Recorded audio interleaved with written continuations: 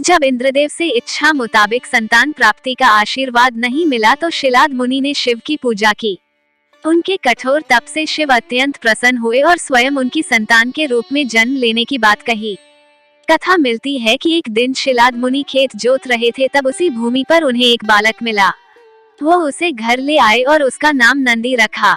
पौराणिक कथाओं के अनुसार भगवान शिव बिना किसी वाहन के ही संपूर्ण संसार में विचरण करते थे।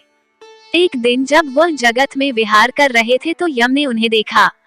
उनके मन में यह बात आई कि वह भोलेनाथ के वाहन बन जाएं।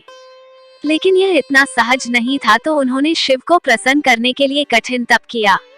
यम के तप से शिव शंभु प्रसन्न हुए और उन्होंने यम को बैल रूप में अपना वाहन बनाना स्वीकार किया। भोलेनाथ ने बैल रूप को इसलिए चुना क्योंकि बैल अत्यंत भोला होता है। उसके मन में किसी भी प्रकार का छल कपट नहीं होता। यही वजह है कि भोले बाबा ने बैल यानी कि नंदी को अपना वाहन नियुक्त किया।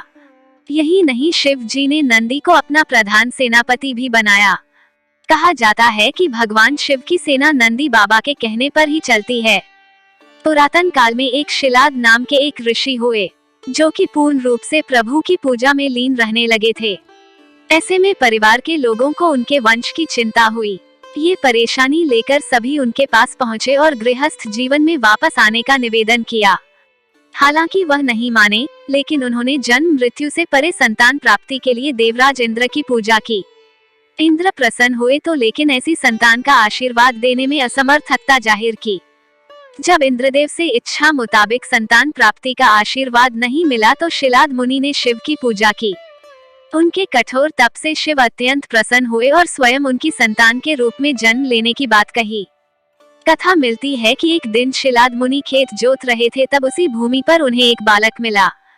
वो उसे घर ले आए और उसका नाम नंदी रखा। भगवान भोलेनाथ ने मित्र और वरुण नाम के दो मुनियों को नंदी के पास भेजा। उन्होंने नंदी को बताया कि वह अल्पायु हैं। ये सुनकर नंदी बाबा वन में चले गए और महादेव की पूजा अर्चना करने लगे।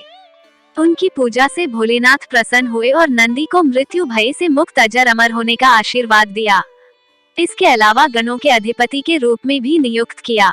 कथा मिलती है कि जब असुरों और देवताओं के बीच समुद्र मंथन चल रहा था और उसमें से विष निकला था, तो उसे शिव ने धारण किया था। लेकिन विषपान के दौरान कुछ बूंदें जमीन पर गिर गई थी और उन्हें नंदी ने अपनी जीभ से चाट लिया था। नंदी के इस भाव पर भोले अत्यंत प्रसन्न हुए। इसके बाद भगवान ने नंदी को अपने सबसे बड़े भक्त की उपाधि दी। साथ ही उन्होंने कहा कि जो शक्तियां उनकी हैं वह नंदी की भी हैं। भोलेनाथ की कृपा पाने को ज्ञान स्वरूप तप और विष की बूंदे को चाटने की पवित्रता नंदी बाबा की महिमा को और भी बढ़ा देती हैं।